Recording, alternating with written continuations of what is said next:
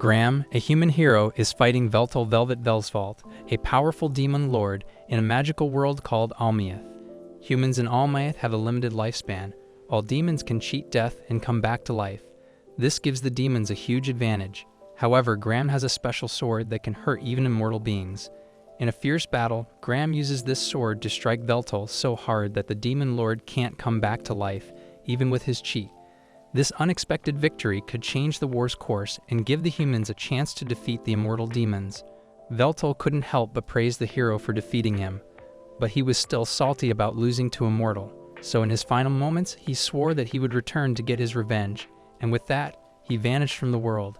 Years later, Veltal awakens once more and is greeted by one of his loyal servants, Makina. She kneels before him and says she has patiently waited 500 years for the day that he would return, and she apologizes for having to attend to him in such informal attire. But Veltal says he doesn't mind, he's just glad she performed his reincarnation ritual and brought him back to life. But with that said, he has no clue where they are and wants to begin his conquest of Almieth once more. However, about that, Makina tells him a lot of stuff happened in the 500 years since his death, and Almieth has gone through some major changes. Around 80 years ago, Almieth and Earth were caught in a major catastrophe, which caused the two worlds to fuse with one another. The war was devastating, killing almost everyone and destroying governments. Cities became their own countries, and there were some fights between them, but now things are mostly calm. Earth and Almieth, worlds with super advanced tech and magic, merged, making things even more amazing. Makina, a guide from this new world, shows Veltal around. Veltal is so shocked by how much the world has changed that he almost crashes into someone. Makina has to save him from embarrassment. He apologizes to her for letting himself get distracted, but he can't believe that man, one of the 6 dark peers. It's almost as if they don't know or care who she is, so Veltal is prepared to instill a new sense of fear into these foolish mortals. He raises his hand to the sky, and Makina already knows what he's about to do, so she tries to tell him it's not a good idea, but it's already too late, as he has already fired his spell into the sky and created a massive hole in the cloud cover. In an anticlimactic turn of events, people seem more annoyed than scared by the fact that someone was dumb enough to use magic in the city, and an alarm goes off soon after. So Makina explains that it is forbidden to use grand magic within the city, and they have to get out of there before they get in trouble. Veltal doesn't understand why he has to do something as cowardly as running away, but since Makina insists, he goes along with her. However, as they are leaving, Veltal notices someone who looks a lot like the hero Graham. He has no time to confront the man, as Makina continues to drag him away. After they're safe, Makina explains that after Veltal's death, the immortal demons had to agree to stop fighting the humans. When the two worlds merged 80 years ago, the immortal demons were forced to hide. People in the new world thought they didn't deserve the same rights as humans, so they started hunting them down. Veltal is shocked to hear this. At first it wasn't that bad, but then people developed anti-immortal weaponry, and from that point on, immortals were killed on sight, to the point of near extinction. It takes a few moments for Veltal to process that his people have been wiped out, but once he comes to terms with it, he asks Makina if she knows what happened to the other 5 dark peers. The whereabouts of May, Silvald, and Ralsine are all unknown, but sadly, Xenol is confirmed to be dead. He sacrificed himself and acted as a decoy so Makina could escape from the hunters. And he said he was doing it for the sake of Veltal, because aside from Ralchine, Makina was the only other person capable of performing Veltal's reincarnation ritual. Veltal had always been a loyal follower of Veltal, so he is grateful to have had such a good subordinate. Veltal notices that Makina hasn't mentioned anything about Marcus yet, so he asks her directly about him. Makina doesn't seem to want to talk about Marcus, so she quickly tries to change the topic. She asks Veltal if he's thirsty, but Veltal says he isn't. Undeterred, Makina makes up an excuse and tells him that he really should drink something. She insists that he wait where he is while she goes to buy something for him. As she leaves, Veltal stands there, looking around. Suddenly, he notices a YouTuber streaming on some of the huge billboards nearby. Veltal feels confused, wondering what exactly this stream is supposed to be. He doesn't get it, and the whole thing seems strange to him. But he just watches for a moment, still not sure what's going on. But then he notices several lights flowing around the area, and it seems to be caused by this one girl on a roof near the billboards. It's not clear what she's doing at first, but then she flicks her wrist, and in an instant, all the billboards start playing hub videos. The girl seems pretty pleased with herself, and no one knows she's the one who did it, so she starts walking away. But as she is leaving, Veltol calls out to her, and she panics a little because she just got caught. She tries pretending that she's not involved in any way, but Veltol clearly saw her do something with the surrounding ether, and then all of a sudden the screens changed. She can't believe someone was perceptive enough to figure out what she did based on the surrounding ether alone. So she asks Veltol who he is, although she doesn't take him seriously when he says he's the Demon Lord. Veltol explains that he knows she did something to the giant picture screens, but he doesn't understand the principle behind it, so he would like to learn about it from an expert like her. The girl smiles, clearly flattered that Veltol thinks she's an expert on the subject. She starts explaining, saying that this kind of hacking is really simple. Compared to some of her bigger jobs, like leaking the Pokemon files, this was nothing. All she did was take advantage of a major flaw in Billboard's logic barrier, and then she slipped in some spicy videos just for fun. As she goes on about the hack, Veltol cuts her off, his expression serious. He tells her he's looking for one of his subordinates named Marcus and asks if she knows where he can find him. The girl pauses for a second and points toward the massive tower in the middle of the city. She says the CEO of that company is named Marcus, so if Veltol heads there, he might be able to find him. Veltol nods, taking her advice to heart, and starts making his way toward Heavy Magic Industries, hoping to track down Marcus. As he enters, he spots this weird-looking thing wiggling at him, but he ignores it and heads to the front desk. He tells the receptionist that he is here looking for Marcus, but before he's even done speaking, Marcus's private secretary comes down and says she is here to bring Veltol to Marcus. They both get on an elevator headed to the top of the tower, and while they go up, Veltol notices that the secretary has a pin of that thing he saw when he came in, so he asks what that's about. She proudly exclaims that this is the mascot of the company, and they plan to create a brand around it shortly. Eventually, Veltol arrives at the top of the tower, where he finds Marcus sitting atop his throne. Marcus says it has been a long time since he last saw Veltol, but Veltol finds it disrespectful that Marcus is remaining seated while in the presence of his king. Marcus ignores him and asks what business he has here. Veltol, standing tall and confident, tells Marcus that he wants his help to rebuild the immortal kingdom. Marcus bursts into laughter, mocking him for a solid minute. His laughter echoes through the room, and when he finally stops, he looks at Veltol with a smirk and says, in a mocking tone, that he won't be helping him with that.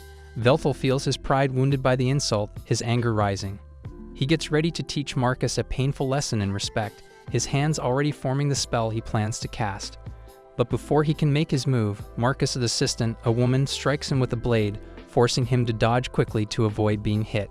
Veltol is stunned by her speed and skill, especially since she is using armament forging magic, a technique he hadn't expected from her. However, before she can strike again, Marcus raises a hand and commands her to stand down. He turns back to Veltol, his expression turning serious. With a condescending tone, he tells Veltol that he has grown weak, saying that in his prime, Veltol would never have felt threatened by the magic of that level. How exactly does he intend to take over the world if a single human can give him so much trouble? Marcus refuses to serve a king who is so pitiful, so he tells Veltol to get out of his sight before he forces him. Veltol is enraged and begins casting his spell to take Marcus down, but before he can finish, Marcus has already cast his spellbreaker, and Veltol is left in shock because Marcus was never gifted enough to outclass him in spell casting. Marcus has been waiting for this moment for a long time, and he takes great pleasure in telling Veltol that his strength is nothing more than a thing of the past. With a satisfied smile, he reveals an implant on the back of his neck. Veltol doesn't know what it is, so Marcus, eager to explain, pulls up a video on a nearby screen. The video explains everything about the implant. It's called a familia, and it's a game changer when it comes to using magic. Normally, using magic requires a complicated 5-step process: initialization, construction, expansion, incantation, and proclamation. But with the familia implant, people can skip 3 of those steps. This makes it possible for anyone, literally anyone, to use magic at a high level. Marcus smirks and adds that if Veltol is thinking of getting a familia implant for himself, he's wasting his time. He specifically designed the device so it wouldn't work for higher beings like Veltol. That means he can never use a familia, and while his natural spellcasting speed is superhuman compared to AI spellcasting, he might as well be sending his spells by mail. Veltol asks why Marcus is doing all of this. Marcus reveals that he had never liked Veltol from the very day they met. He was tyrannical and arrogant, And worst of all, he had the skills to warn his arrogance, so Marcus could never oppose him back then. But that all changes now. He tells Veltol that it's about time for him to leave, so Marcus launches several bloody swords at him. Veltol isn't able to dodge all of them, so he ends up getting stabbed several times and launched out of the window. Marcus has always wanted to do that, and now that he has finally triumphed over Veltol, he declares that he is the new Demon Lord. But all that aside, his secretary really wants to discuss the promotional ideas she has for the company mascot, so Marcus tells her to submit her ideas at the next planning meeting. Meanwhile, Veltol has crash-landed back into the city, and his regeneration is far slower than it used to be, so he's having a hard time recovering from his injury. He tries to walk out into the street, but he accidentally bumps into someone, and as a result, he gets into a fight that he immediately loses. Now look at him, laid out in a pile of trash, wondering why he keeps losing to mortals like he lost to Graham until Machina eventually finds him. Machina gets Veltol onto a train and starts to apologize for not telling him sooner about Marcus' betrayal. She feels bad because her hesitation led to him being dishonored and hurt. Veltol stops her, saying there's no reason to apologize. He tells her that even if she had told him earlier, he still would have wanted to find out the truth for himself. As the train finally stops, Machina guides Veltol to her apartment building and tells him it's her home. Veltol, assuming she means the entire building belongs to her, is surprised when Machina leads him to a small room. She explains that this is where she really lives. Veltol is a little confused at first and thinks she might be joking, but Machina is serious. She tells him this tiny room is all she can afford with her salary, and there's nothing more to it. Veltol realizes she has been living like this all this time while waiting for his return, so he pulls her close and thanks her, because he will never forget the loyalty she has shown him centuries ago. Machina was being persecuted by the people of her time because after they found out that she was immortal, they naturally blamed her for all their problems and decided that the best course of action would be to throw her into a volcano. However, before Machina could hit the lava, Veltol appeared out of nowhere to save her. This was their first time meeting, and the only reason Veltol came was because he heard there was another immortal like him in the area. After seeing Machina for the first time, he was not disappointed. He extended an offer to her to devote her body and soul to him, and from that day forward, Machina has remained loyal to Veltol. Machina wakes up to the sound of her alarm and gets out of bed quietly, making sure not to wake Veltol. She heads straight to the kitchen to prepare breakfast. While waiting for the soup to boil, she calls on her virtual assistant, ayakacutie. A tiny version of ayakacutie appears in her field of view, and it gives her an update on the date, time, and weather conditions. After hearing the details, Machina asks ayakacutie how she's doing today, but ayakacutie starts running a full diagnostic check on her systems. It reports that everything is in perfect working order, which is good, but that's not exactly what Machina meant. Satisfied with the results, she finishes preparing the breakfast. Once everything is ready, she goes to wake Veltol up and serves him the meal.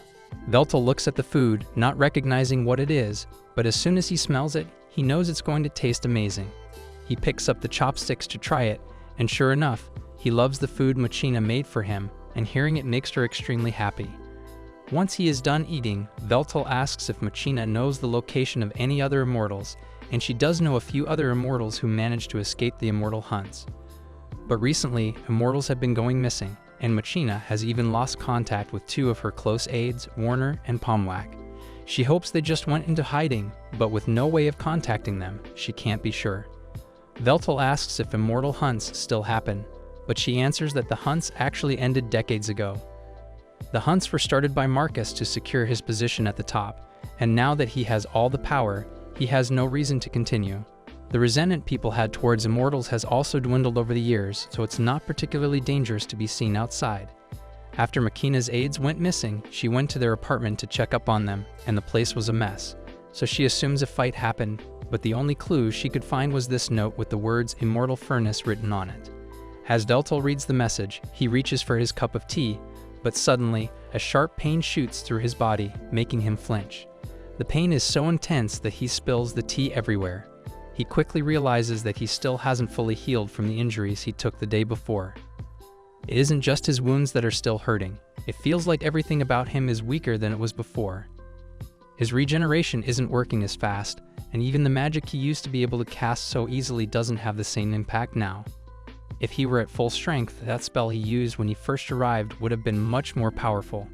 Makina, watching all of this, guesses that the reason for his weakness is that the faith he once relied on for his power is no longer there.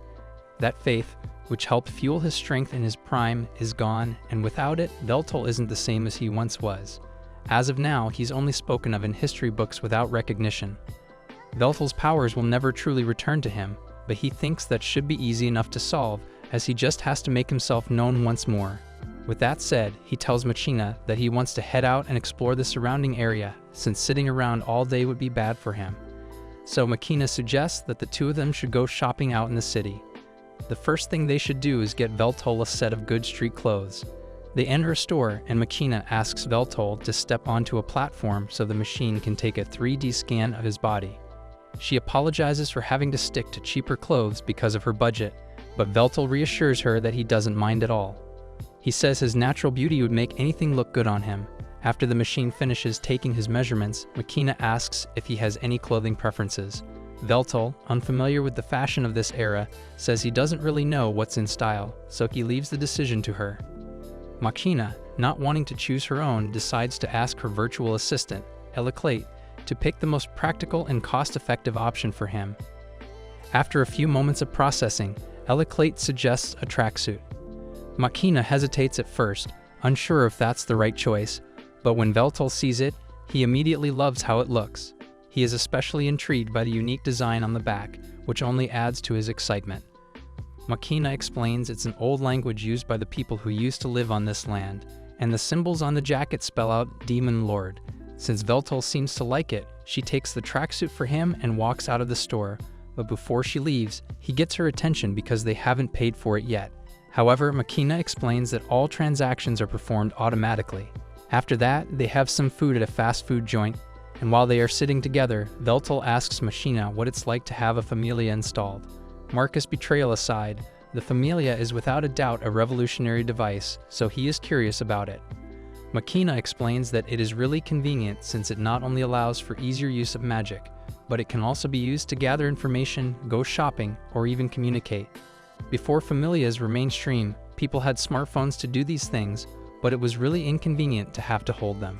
Veltol asks her to let him see it, so he turns her around and begins touching it.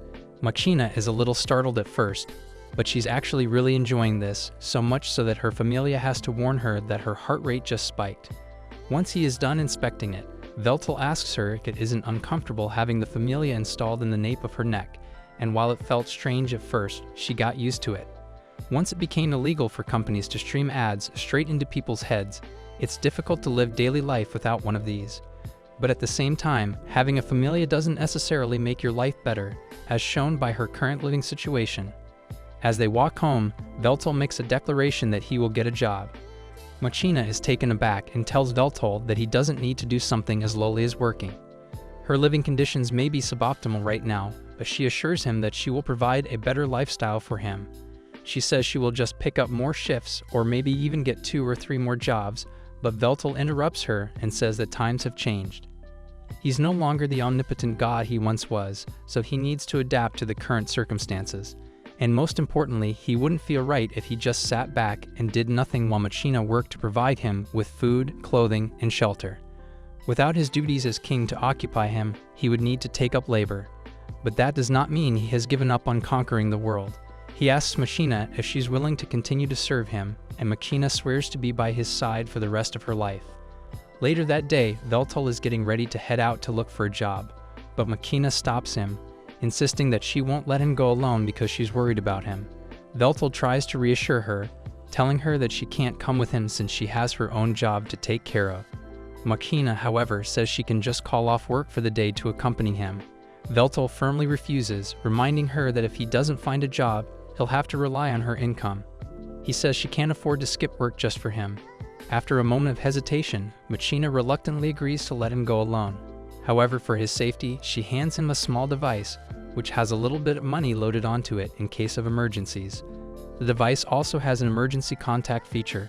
If anything goes wrong, Veltol can use it to reach her, and she promises she'll rush over to help as soon as possible. He realizes that she is worried about him, but the extent she is going to just makes him feel like a child. Still, even though he said he wanted to go by himself, he didn't have a clue what kinds of jobs were available or how to get one. He's also starting to get hungry, so he can't afford to be picky about it unless he wants to end up begging on the street. He gets up and yells out that he has no money and is looking for a job. But as he is yelling, one guy comes up to him and tells him to stop. He says if Veltol wants work, he should go to the commercial guild with his citizen ID, but Veltol has never heard of a citizen ID. So the guy assumes he must be an immigrant since it's clear that Veltol doesn't know anything about the city. The man informs him that this is his turf, so Veltol can't be doing stuff like this out here. Veltol hadn't realized he was encroaching on someone else's territory, so he apologizes and turns to leave, but before he does, the man hands him an application form and tells him to take it to the commercial guild so he can apply for a job there. It won't guarantee that he gets anything, but it's better than having nothing. Also, he warns Veltol not to get involved with any companies under the IHNI company, especially construction-related, because they are incredibly exploitative and laugh in the face of safety regulations.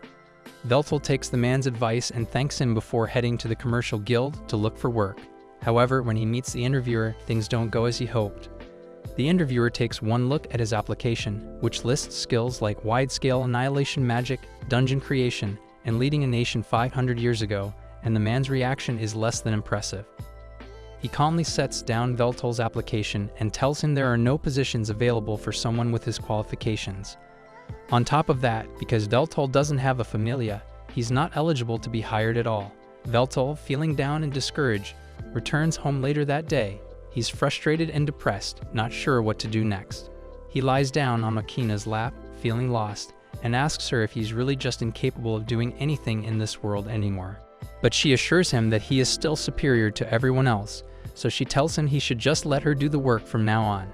However, Veltol refuses to sit idle, so he asks Makina if there's anyone she can contact for assistance.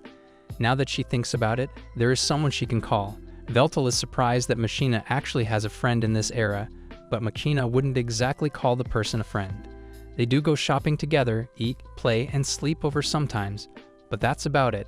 Veltol is confused because they sound exactly like a friend to him, but Makina still refuses to acknowledge it. A little while later, they meet Makina's friend in a nearby cafe, and it turns out to be a hacker girl Veltol had met yesterday. She introduces herself properly to Veltol and says her name is Takahashi. But even though Makina had mentioned how the great demon lord would one day be revived, she never actually thought she would be able to meet him in the flesh.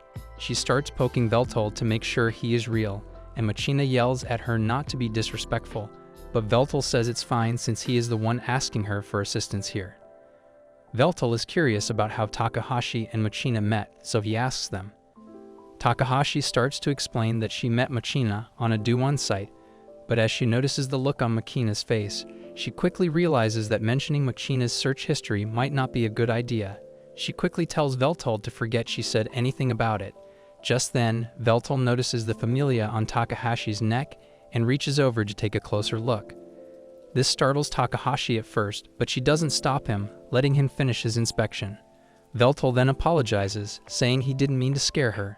He just noticed that Takahashi's familia is different from Makina's, and he wanted to understand how it works and how it's built.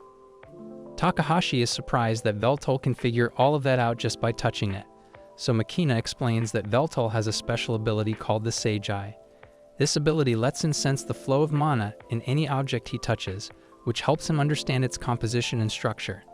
He has a general idea of how a familia works, but there are still a lot of components he can't fully analyze yet. However, that's a problem for another day, because the reason they are here right now is to ask if Takahashi can introduce Veltol to some kind of work. She asks why Veltol doesn't just go to the commercial guild, but he already tried that and they rejected him for not having a familia. And due to certain CDOs and vendetta against him, Veltol can't have a familia installed, so they were hoping Takahashi would have some ideas. Takahashi thinks about it for a second, and Veltol is a young-looking 500-year-old demon lord with a great voice, a handsome face, and no familia.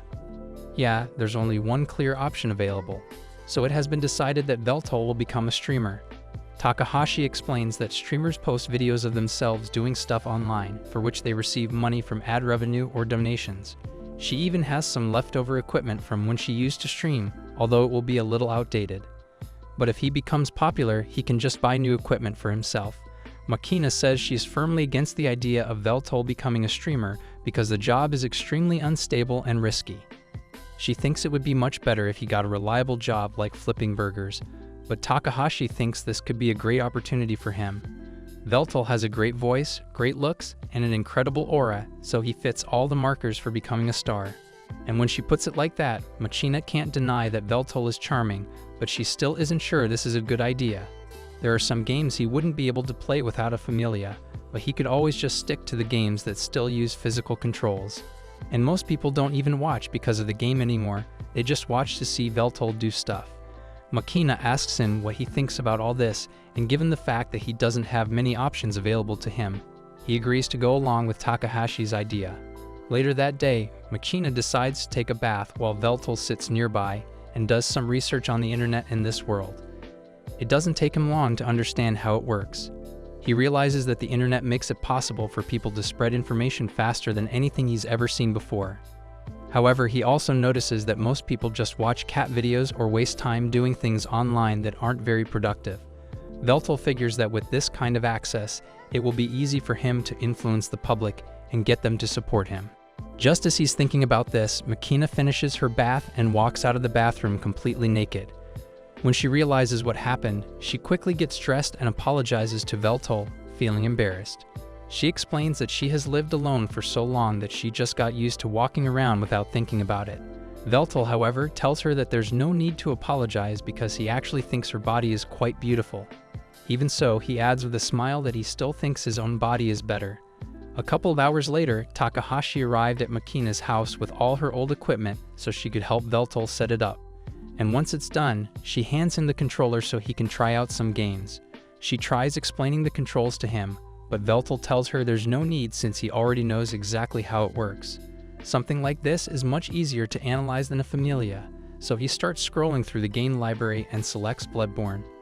Takahashi remembers how so many people rage quit because the game was too difficult, but she's sure Veltol's analysis skills will make this easy for him. However, as Veltol starts the game, he finds that he can't even get past the introduction. It's a lot harder than he thought it would be, and even after playing for several hours, he hasn't made much progress. Takahashi, not holding back, bluntly tells him that he's not good at it. Makina, feeling a bit uncomfortable, thinks Takahashi is being rude, but Veltol isn't upset. He knows that he's not doing well. He understands the game mechanics, but he just can't seem to get the hang of it. Makina starts to feel a little worried that Veltol might not be able to stream after all. But Takahashi has a different perspective. She believes that Veltol's struggles will actually work in his favor for his online image. According to her, the internet loves a handsome guy, but what the internet loves even more is a handsome guy who tries confidently and fails in an entertaining way. But before that, Takahashi says they need to work on Veltol's introductory greeting. Veltol asks if he can just introduce himself normally, but Takahashi tells him that that's not an option. There are already over 5 million streamers in the world, and barely 1% of those streamers actually make enough money to survive. So if Veltol wants to get into the business, he has to think of a way to leave an impression on as many people as possible with his greeting.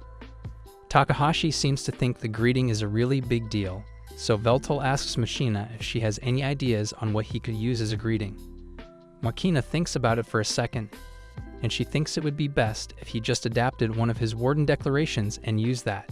Veltol gives it a try, and the declaration is basically him telling the foolish mortals that they should be honored to be in his presence, and it's dramatic. So Takahashi thinks it's a good start, but it still isn't very attention-grabbing, so they will have to think of something to add to it. In the meantime, Takahashi says she will give Veltol a crash course on everything he needs to know about streaming. Basically, Veltol is going to need to stream every single day, even if no one is watching, and no matter what, he has to make sure to avoid talking about anything inappropriate, like anything sexual or racist, because that will get him banned faster than he can blink. The most important thing, though, is that while he's streaming, Makina has to make sure she's never on camera. They don't want people to think she's his girlfriend. As a kind gesture, Takahashi asks one of her friends to help promote Veltol's stream, but she makes it clear that her friend owes her a favor after this. Days pass, and Veltol starts gaining more and more viewers. His popularity grows slowly but surely. However, when the trolls inevitably start flooding his stream, Veltol remains completely unfazed. In fact, he even encourages them to keep roasting him. having fun with the situation instead of getting upset about it. It doesn't matter to him since he gains power from having others think about him, so even negative publicity works out in his favor. Before long, through hard work and determination, Veltal reached 1 million views, and for his latest stream, he will be playing Bloodborne 3 non-stop until he clears it. However, while he does this, there's a camera being pointed at Machina's house, and it captures the moment Machina gets home from work. As Machina enters, Veltal has just successfully cleared the game, so he is celebrating his victory, and many of his fans are congratulating him on it. He's improved a lot after finishing the first and second Bloodborne games, but this was still insanely difficult to beat, and he's glad he got through it. Veltal thanks all his fans and the haters who stuck with him until the end of his stream, but he tells them that it's time for him to wrap things up for today. After the stream ends, he lets out a deep breath of relief, feeling like he can finally relax. Just then, Machina opens the door to check on him and see if he needs anything. Veltal says he's fine, but he's planning to go out to pick up a package. Machina offers to get it for him, but Veltal has been looking for an excuse to get out and move around, so he says he'll go himself. Machina agrees and tells him she'll have dinner ready by the time he gets back. Veltal heads out into the city, walking through the slums. As he walks, he reflects on how messed up the social structures are in the city and how things are all twisted and broken. But as he continues on his way, something unexpected happens. He spots someone familiar sitting on the side of the road, Hero Graham. Veltal is shocked, unsure of how or why he's here, but there's no mistaking that face. Back in the day, Graham was a kind brother and was taking care of his little sister Melina, who had fallen ill. He comforted her and said he would head out to gather some medicinal herbs to help her recover.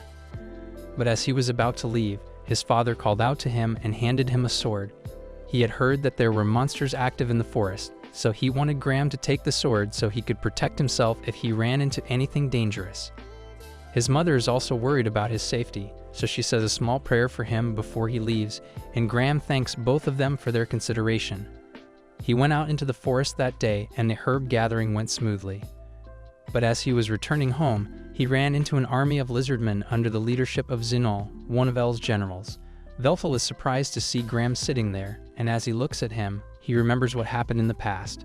He knows that Graham's family and home were destroyed, and he can tell that Graham's anger toward him is deep. However, right now, Graham looks lost and dazed, almost like he's not fully present. Veltal tries to break the silence by talking about the udon shop they're at, telling Graham that it's one of the best places around. Graham doesn't really respond to that. Trying to keep the conversation going, Veltal mentions how the food in this world is way better than it was when he was around, and Graham nods in agreement, but he still doesn't seem to have much to say. The tension between them hangs in the air, and Veltal can tell that, despite the peaceful setting, Graham is still far from being at ease, even if he's sitting right next to his enemy. The food finally arrives, and they are both about to eat, but Graham finally says something and talks about how strange it feels to be slurping noodles while seated next to the enemy who killed his family and friends. Veltal feels the same way since Graham single-handedly killed several of El's vassals, but right now, he bears no hatred toward Graham at all. He's just curious to know how Graham managed to survive this long when he's immortal. The only explanation would be if Graham somehow became immortal, but that would go against his entire ideology of making the most out of a limited lifespan. Graham explains that he didn't give up his mortality. Rather, as a reward for defeating Veltal, the goddess Melia gifted him with the blessing of eternal youth. And while that blessing has allowed him to live this long, it doesn't make him immortal. Veltal comments that goddess Melia must have been quite fond of him, so he can imagine her granting him such a blessing. After Graham ended the war with the immortals began starting wars among themselves again. So if he was ordered to go out to the battlefield and slay the same mortals he had once fought to save, and even after the civil war had ended, the people turned their hatred towards Graham for some reason. Veltal thinks about Graham's situation and believes that in the end, it is always going to turn out this way. People are always afraid of those with great power, and that fear often leads to exile or rejection. Graham was exiled from his kingdom, and since then, he's wandered the world, losing his sense of purpose as the centuries passed. When Fantasian happened and the worlds merged, things only got worse for him. Over time, Graham has killed countless mortals and immortals, and now he feels like there's no place left for him to be the hero he once was. Graham asks Veltal why he ever wanted to rule the world, and Veltal answers honestly, saying that his goal was always world peace.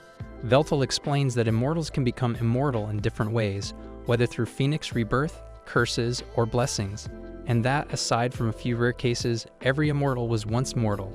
This idea helps Veltal understand the balance between life and death, and why so many beings like Graham are lost in the middle of it all.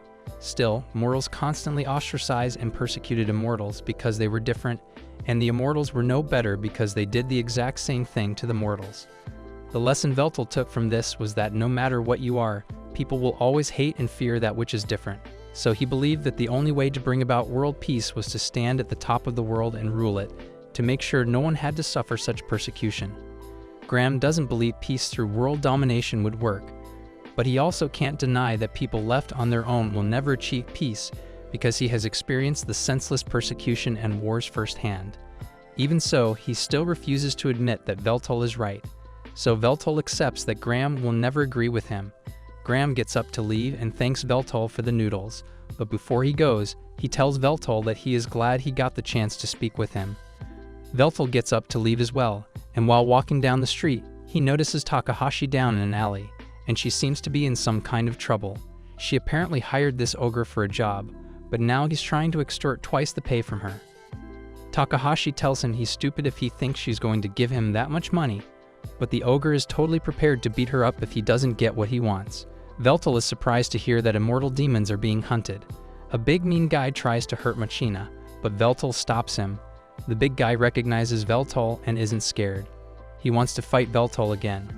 Machina tells Veltal to run, but he wants to fight. He thinks he's strong enough now. The big guy punches Veltal, but Veltal catches his fist. Then the big guy uses magic to break Veltal's arm.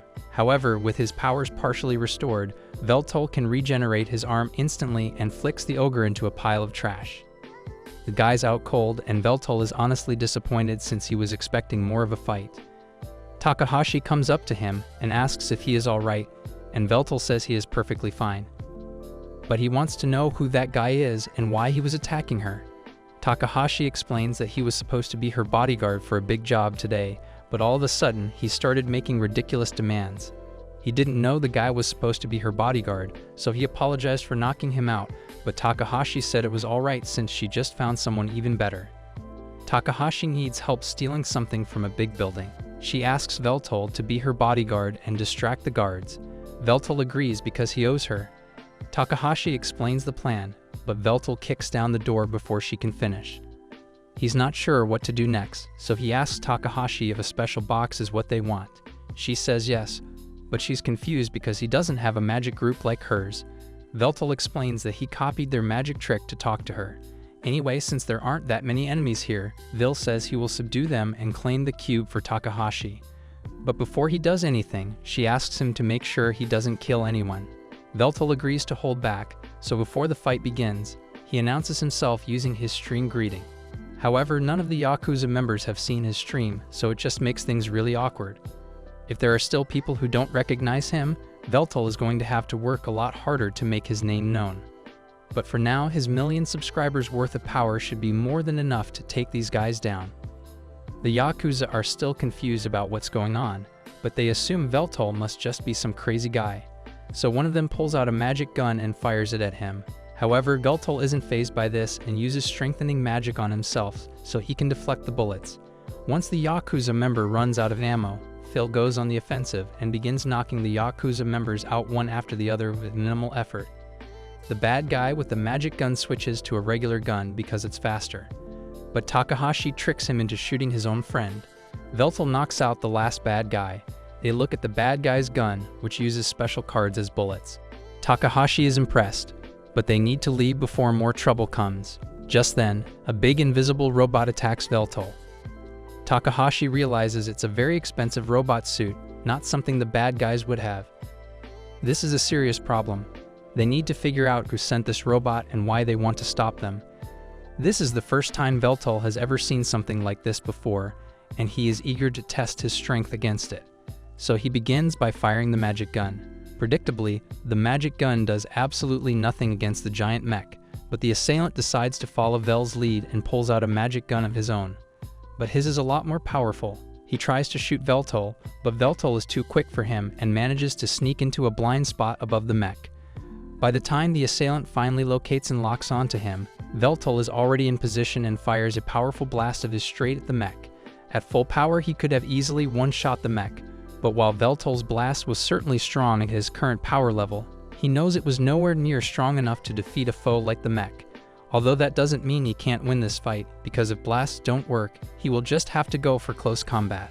So he summons a sword. The mech matches Veltol and converts its gun into a sword. So the two charge at each other and clash in a magnificent display of strength and animation budget. Veltol is having a blast fighting the mech, but the mech gets serious and cuts off Veltol's arm and head. The robot thinks it won, but Veltol's head starts talking. Veltol praises the robot's skills, but says he should have finished the job. He explains that even though he's headless, he can still use his magic.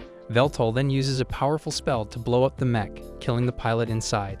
In any case, Veltol believes the guy deserves a reward for fighting so well, so Veltol says he will allow the mech pilot the honor of witnessing the strongest weapon within his arsenal.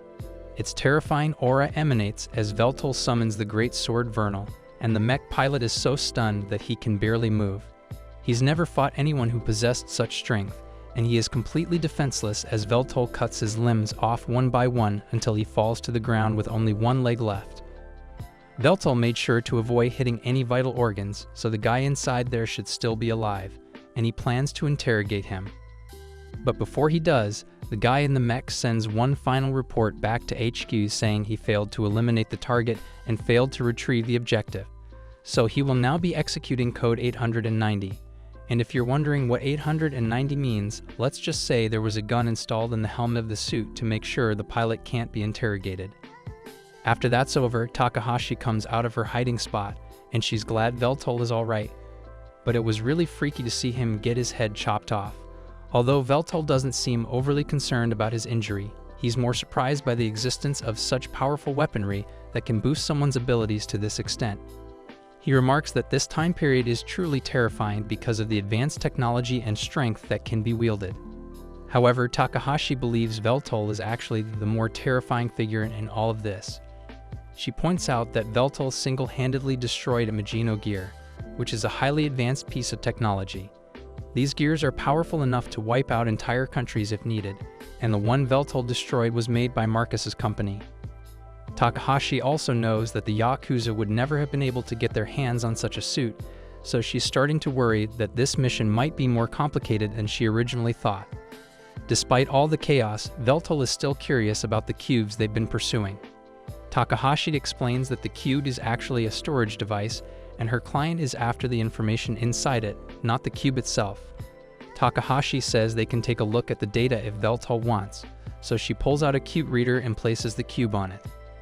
At first, the only thing that appears is a blank page, but after a little tweaking from Takahashi, the cube opens up and a list of names appears on the list. Takahashi has no idea what to make of this list of names, but Veltol recognizes the people on this list to be his immortal subjects. This is concerning, so Takahashi says she will contact her client so she can find out what the list is about, but unfortunately her client isn't answering his phone, so they are going to have to go meet him in person if they want to discuss this. Takahashi leaves Veltol in the massive apartment building where her client is and says the guy they are looking for is up on the 13th floor. As they walk up to the front door, Takahashi uses her hacking skills to bypass the security system so they are allowed entry, even though they aren't residents here. And she is really proud of herself for it too, since there's no security system out there that she can't bypass. As Veltol and Takahashi get to the elevator, Takahashi is about to push the elevator button, but Veltol stops her and says he wants to do it instead. Takahashi doesn't mind letting him push the button, but she asks why he wants to do it, and Veltol doesn't really have a reason for it, he just likes pushing buttons. He began pushing the button for the 13th floor, but Takahashi forgot to mention that this elevator does not allow you to get to the 13th floor directly. First you'd have to go to the 2nd floor, then the 17th, then back to the 4th, and so on until you eventually get to the 13th floor. Since they are here, Veltol starts walking out of the elevator, but Takahashi tells him to wait since her client Iju is a pretty paranoid guy, so he had dozens of traps laid across the entire floor. And if Veltol accidentally sets one of the traps off, he's going to become minced meat. Veltol appreciates the warning, but as far as he can tell, there are no traps in this room. However, it would be more accurate to say that all the physical and magical traps have been disarmed. Takahashi is surprised that Veltol could figure that out so easily, but part of his duties as Demon Lord included building and maintaining dungeons, so discerning the layout of traps is a trivial matter for him. They continue walking until they finally get to A's front door, and Takahashi rings the bell, but surprisingly he doesn't answer. Takahashi can understand Veltol ignoring phone calls, but she's surprised that he usually always answers his front door. However, as they approach, Veltol notices something odd. The door isn't even locked. This immediately raises a red flag for Takahashi, because Iju would never be careless enough to leave his front door unlocked. Sensing that something is off, Veltol suggests they proceed with caution, as they don't know what they might find inside. Takahashi, taking the lead, heads toward Iju's workroom. Once they enter, she spots Iju slumped in his chair, but when she gets closer, she's horrified to see that he's drenched in blood and completely lifeless. Takahashi panics for a moment, but Veltol quickly calms her down. He steps forward to inspect the body, his mind racing. He realizes he's seen this guy's face somewhere before. Although he was wearing a bunch of trash at the time, Takahashi says that sounds like something Iju would do, since he would often dress as a hobo whenever he went out to gather information. There's an obvious stab wound in Iju's chest and another one in his neck, but judging from the state of the blood around him, Veltol assumes it has only been a few days since Iju was killed. A man like Iju has had many enemies, but the way he was murdered was too efficient for it to have been done out of hatred. It is way more likely that a hitman was hired to take Iju out, especially since the killer went through the effort of destroying Iju's familia. Someone must be trying to cover up whatever information Iju had. It probably had something to do with the job Takahashi accepted from him. But it's not like they can get any information from him now that he's dead. Takahashi thinks for a moment and starts searching around Iju's room. She knows that someone like Iju, a seasoned information broker, would definitely hide some kind of offline storage device nearby to keep his data secure. After rummaging through the room for a while, she finds a hidden drawer in his desk and discovers a laptop inside. This could be the key to finding out what happened. She powers it on, but to her frustration, the files on it appear to be corrupted. A chaotic mess of unreadable data. However, Veltol, ever observant, notices that the files are actually arranged in a very specific order. Takahashi, with a bit of effort, begins piecing them together, and after some time, she uncovers a video Iju made. It was recorded in case something happened to him before he could finish his investigation. Iju didn't know who would end up watching the video, but he wanted to ensure that at least one person would know the truth, and that truth was chilling. The prosperity of the city had been built upon terrifying evil. All the power in the city relies on the Aether reactor in the center of the city, but with the enormous scale of the city, the reactor would need at least 10 monolith lines to draw power from to meet the energy demands. The video continues, explaining that while there are only 2 ley lines in the area, the reactor always seems to have an endless supply of energy. This raises a troubling question. How is it possible for the reactor to keep running without running out of power? The answer becomes clear as Iju uncovers the existence of a secondary hidden power source. This source is called the Immortal Furnace Project. Essentially, the furnace burns the souls of immortals like fuel, converting the energy from their souls into Aether for the city. Since immortals are higher beings, their souls produce far more energy than the souls of countless mortals ever could. One immortal soul is enough to generate an immense amount of power. Iju's investigation reveals that Marcus's company used desperate homeless people as labor to build the immortal furnace. But once the construction was finished, those workers mysteriously disappeared. Iju believes they were all killed and sacrificed to the furnace, their souls used as fuel for the city's energy needs. The grim reality of what's happening behind the scenes is more horrifying than Iju could have ever imagined. One of the first immortals to be fed to the furnace was one of Vel's close subordinates, Zinol, and this greatly angered Veltol. The whole immortal hunt was a scheme by Marcus to turn the world against immortals, so people would accept their execution and he could burn immortal souls in the furnace. Although the public was never made aware that this was how he killed them, recently Marcus made a deal to buy information about some immortals from the Yakuza. And that probably means he's running low on immortal souls to burn, so he's looking for new victims. If a furnace runs out of fuel, the heart of the city would cease to exist as people know it. But even so, Iju thinks it's wrong that innocent immortals are being sacrificed to power the city. After the video ends, Takahashi is enraged by the revelation that immortals are being treated so badly. but there's not much she can do about it, since even if she were to try and publicize this information, it is likely she would just end up dead, just like Eiju. Veltal speaks up, reassuring Takahashi that this situation is something for immortals to handle, not humans. As the king of immortals, it's his responsibility to deal with the issue of the immortal furnace. He tells Takahashi not to worry about it, and that she doesn't need to carry the burden of solving this problem.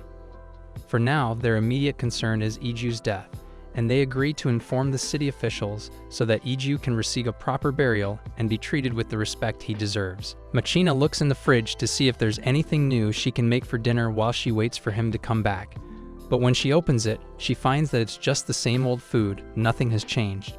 She feels a bit disappointed, but remembers that Ayakacutie told her she could probably make a good curry with what she has. As she thinks about that, the doorbell rings and she gets up to answer it, hoping it's someone else. But to her surprise and frustration, it's Marcus standing at the door. After everything Marcus has done, she can't help herself. She feels the only right thing to do is to fight him. Without hesitating, she unleashes a huge blast of fire at him, fully expecting it to send him flying. Marcus is engulfed in flames and sent flying backward, but he's just as immortal as she is, so a little fire isn't going to be enough to end him. Machina completely transforms and steps out of the house to face him because she already knows he's up to no good. Before the fight begins, Machina disconnects her familia from the network so Marcus won't be able to access it. After that, the two of them begin launching magic weapon attacks at each other. It looks like it's been fairly even so far, but then, while Marcus is distracted, Machina gets in close and grabs onto one of his arms, causing it to explode and come off entirely. She managed to catch Marcus off guard with that one, but a few seconds later, he had already regenerated his arm. Marcus quickly raises his hand, and with a dark chant, he casts a bloody sword rain, sending sharp blades falling from the sky. The attack causes a huge explosion that shakes everything around them. But thanks to the shield Machina set up, she stays completely safe, untouched by the blast. Unfortunately, her house isn't as lucky. It's now damaged beyond repair, and since she doesn't have fire insurance, she'll have to deal with the mess. As the smoke fills the air, Marcus's secretary jumps out from behind it, aiming to strike Machina with a surprise attack.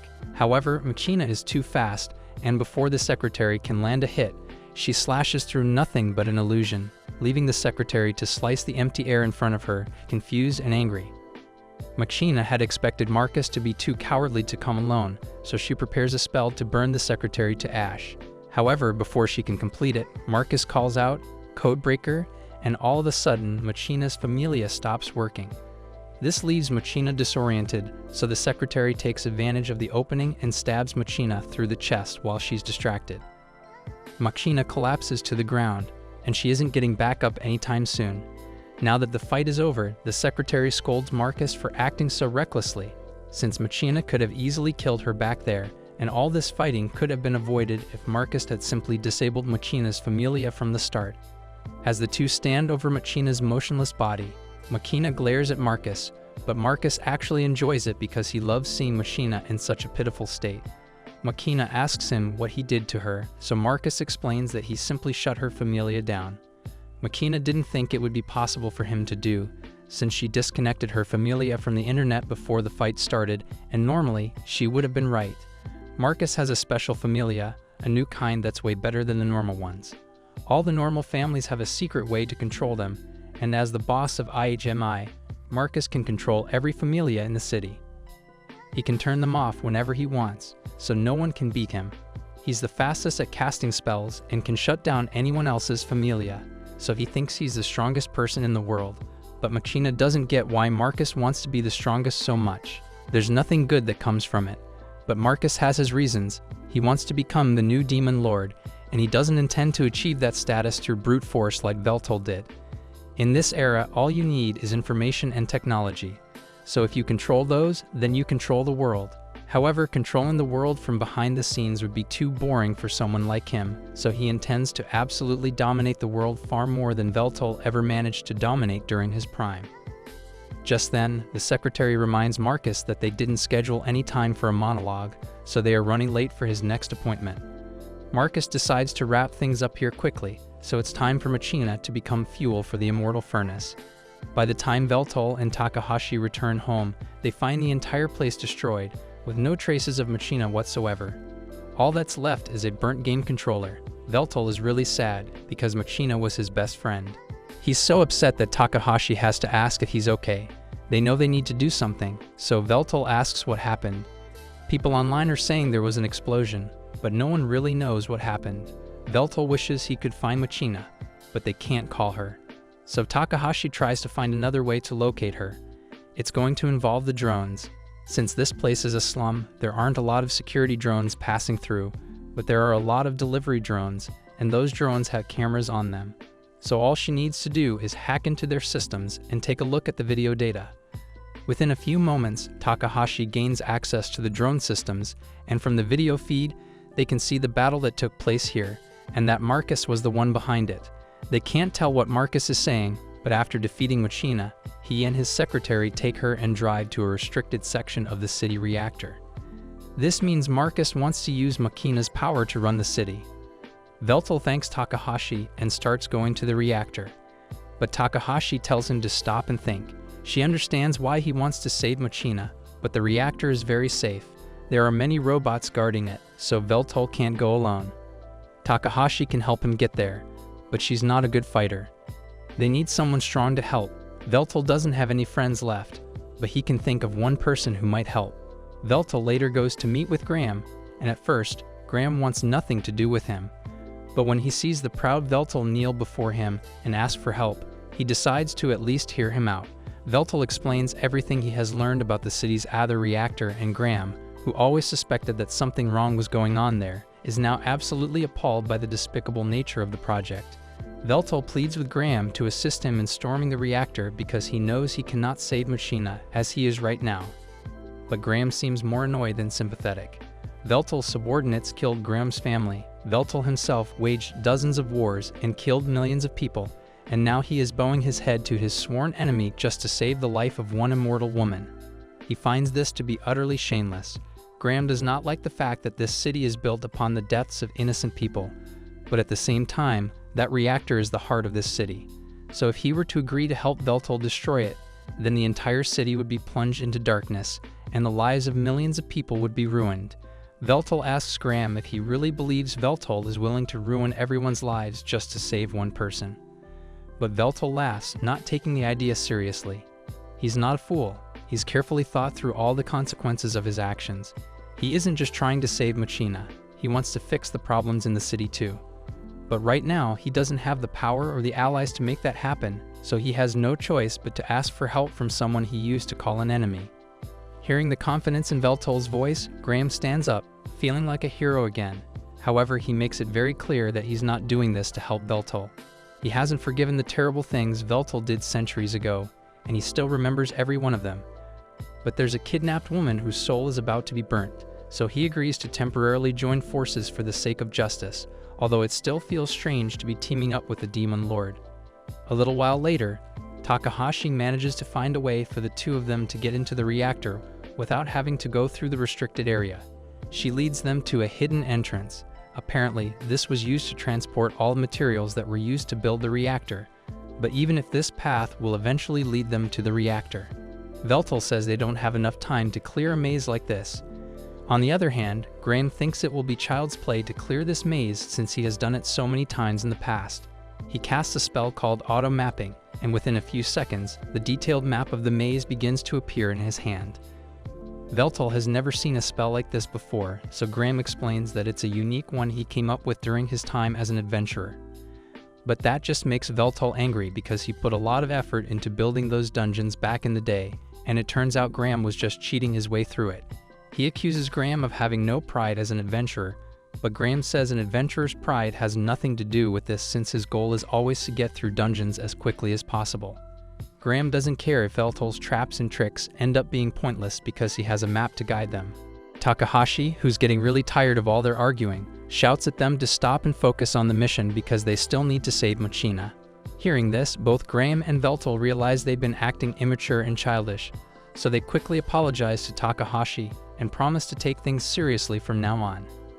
After a little while, Graham finishes making the map, and with it, they'll be able to navigate through the maze without getting lost. Veltol asks if Graham is sure they can trust the map, and Graham assures him that they can. He explains that his mapping magic can also sense traps and enemies, making the map even more useful. But this maze doesn't seem to have any security measures, so it should be fine for them to take the shortest path to the reactor. As the two of them head towards the reactor, Veltol calls Takahashi to apologize again for his outburst earlier. Takahashi is still a little pissed about it, but as long as Veltol stays on task from now on, she's willing to overlook it. He asks her how her end of the plan is going so far, and she says she's making steady progress, but what she's working on will take a lot of time to get ready, so she's not sure if she will be able to get it done by the time the two of them make it down to the reactor room. If she ends up needing more time, Veltol and Graham are going to have to keep the enemies busy for a while to compensate, and Veltol understands that. As they descend, the ambient aether becomes more and more dense, and communication with Takahashi gets choppy. So before she gets cut off, she tells him she will finish making the preparations. Veltol takes a deep breath to prepare himself for what lies ahead, and Graham comments that he can tell that Veltol has grown stronger than he was in the past. Veltol doesn't know what he's talking about since he is clearly nowhere near the strength he had during his prime. But that's not what Graham is talking about. Veltol manages to bow his head to his enemy in order to save Machina, even though the old Veltol would have let her burn before doing something like that. This shows just how much Veltol has changed and how much stronger his character has become. If he had been like this years ago when they faced each other, things might have turned out very differently. As the lift reaches its destination, Veltol and Graham step out and are met by Marcus's secretary, who has been waiting for them. She knew they would come because Marcus had expected Veltol to show up eventually. Suddenly, we see Machina wake up in the aether reactor. She looks around and sees herself bound in chains. As she fully opens her eyes, she's greeted by none other than Marcus, indicating that she's been kidnapped by him. Veltol and Graham step into an elevator that takes them to the immortal furnace. As they ride, they notice the ether density is changing, and this causes their signal with Takahashi to be lost. Taking advantage of this, Graham decides it's the perfect time for a heart-to-heart with his old enemy. He starts by saying that Veltol has gotten stronger over time. Veltol, however, is not in the mood for compliments, and he asks, "When did you learn sarcasm?" He feels weak at that moment, and it's clear that he is not in his best shape. Graham replies that he isn't talking about physical strength. Instead, he points out that he's referring to the strength of Veltol's character. Graham explains that only someone strong in their heart would be able to bow to others if it meant saving their underlings. This shows that Veltol has grown in more ways than one, even if it's hard for him to admit. He believes that Veltol is much different now than he was during their final battle, and that change is a good one. Soon, the elevator stops at its final destination, and as Veltol and Graham head inside the furnace building, they find Marcus' secretary waiting for them. Meanwhile, Machina is in the furnace room with her hands tied, and Marcus stands in front of her, asking, why is she so upset when she just got to meet an old friend? Machina glares at Marcus and curses him, angrily telling him that someone like him, a traitor, has no right to call her his friend. But Marcus doesn't seem bothered by her words. He casually explains that when Veltol was revived, he had his men search for information. To his surprise, he discovered that Machina was still alive. With a smirk, he then tells her that she's standing in front of the immortal furnace right now. He explains that this furnace uses special ritual magic to turn the souls of immortals into ether, which then powers the reactor that keeps the entire city running. Machina takes a moment to absorb what Marcus has said, and as the weight of his words hits her, her anger erupts. She can hardly believe what she's hearing, and her fury starts to grow uncontrollably. Her hair turns red as she releases a vast amount of magic power despite her restraints, but Marcus blocks it all with a barrier. He tells Machina that immortals can't die even if their body is destroyed, but this machine destroys their soul itself. That means once they are thrown into it, they die once and for all. He then reveals that the first immortal he threw into the furnace was none other than Zenlal, one of the 6 dark peers. Machina feels a wave of horror and outrage wash over her, her anger building as she vows to kill Marcus no matter what it takes. She swears she will make him pay for what he has done, but Marcus calmly responds, telling her that she won't have the chance to do anything because she is going to be used as fuel for the immortal furnace, a way to help the city grow and thrive. Meanwhile, back at the entrance to the building, Kinohara, the secretary, is busy holding off Veltol and Graham. She watches them closely, surprised by the sight of the demon lord himself showing up. What's even more shocking to her is that he isn't alone. He has brought the hero with him. As they face off, Graham turns to Veltol and tells him to go ahead and handle things inside. He will stay behind to hold Kinohara back and make sure she doesn't follow them. Even though he is past his prime, he can easily handle a woman who should be wielding a kitchen knife instead of a sword. Veltol tells this misogynistic idiot to not be overconfident because Kinohara might be on the level of Zenlol in terms of her swordsmanship, and Graham confidently says that it will be child's play in that case as he draws his rusted sword. Kinohara takes offense to that, and Graham says that he humbled Zenlol in a sword duel, so she should not be much more difficult to beat either. Kinohara just says, "Okay, boomer," and then swiftly moves behind Graham, drawing her sword out and attacking him in the same motion. Graham manages to block Kinohara's attack, and in that moment, Veltol seizes the opportunity to dash inside the building. Kinohara tries to chase after him, but before she can, Graham quickly steps in front of her, blocking her path. With a swift swing of his sword, he pushes her back, forcing her to pause. Veltol, already making his way to the next part of their mission, calls out to Graham, telling him not to die in this fight as he leaps off the edge of the building. Kinohara, not backing down, looks at Graham with determination and says that his time has long passed. She promises that she will make him a thing of the past, just like the rest of his era. She suddenly activates a spell that is pretty much like domain expansion, and while Graham is blinded by the light, Kinohara suddenly attacks him, sending him crashing into the wall behind. He is unharmed by that attack and finds that Kinohara is suddenly wearing cool white armor. Graham realizes that it is a Maginot Gear, and Kinohara affirms, saying that their company is working on the next-gen Maginot Gear. Not only is it much smaller and lighter than the previous generation mecha armor, but it is also more powerful and efficient too. Graham has had enough of her sales pitch, but then he suddenly notices that his hands are trembling after he took the hit from Kinohara earlier.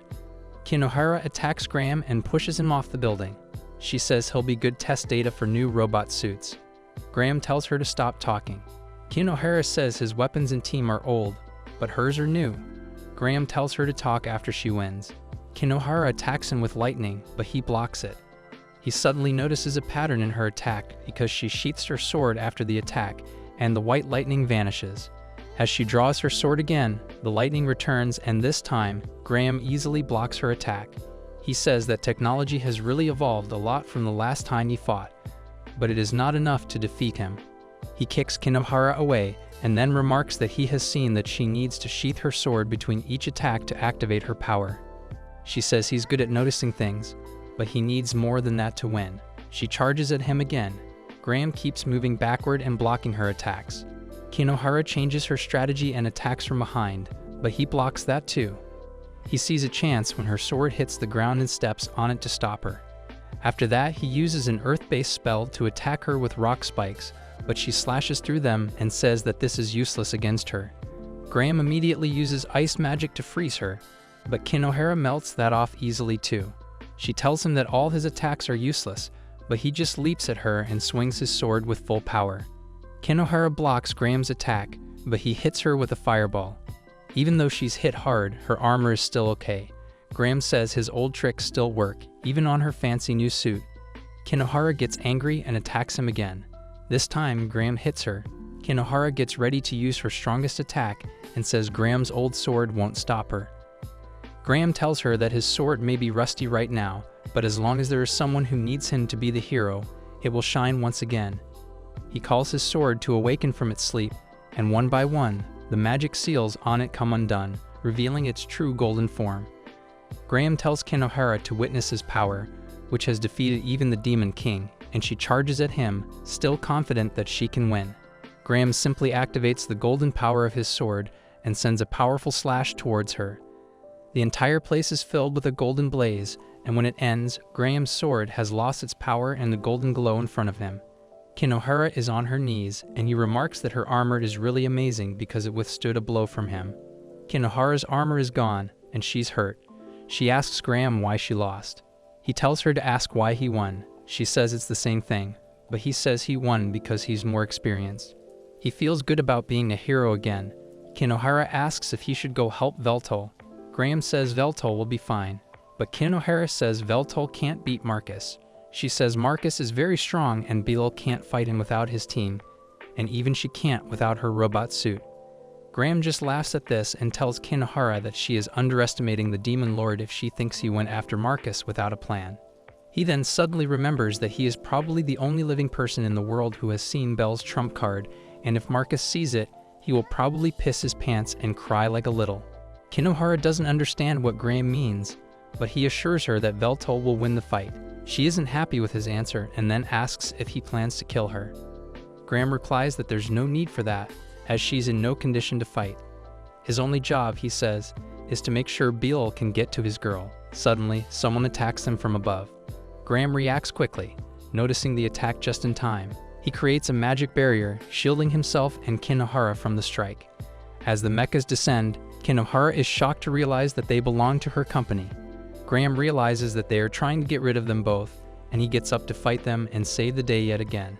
Meanwhile, in the furnace room, Marcus is strangling Machina right next to the furnace. Marcus says that all he has to do is drop her, and the immortal furnace will take care of the rest, turning her into energy that will power the city. Without hesitation, he releases her, and as Machina falls toward the furnace, she starts thinking about Veltol. She regrets never telling him that she loves him, wondering if it's too late. Just as she falls, a dark, shadowy mass suddenly appears from above and swoops down, catching her before she hits the furnace. Machina blinks in surprise as she opens her eyes, only to find herself in Belle's arms.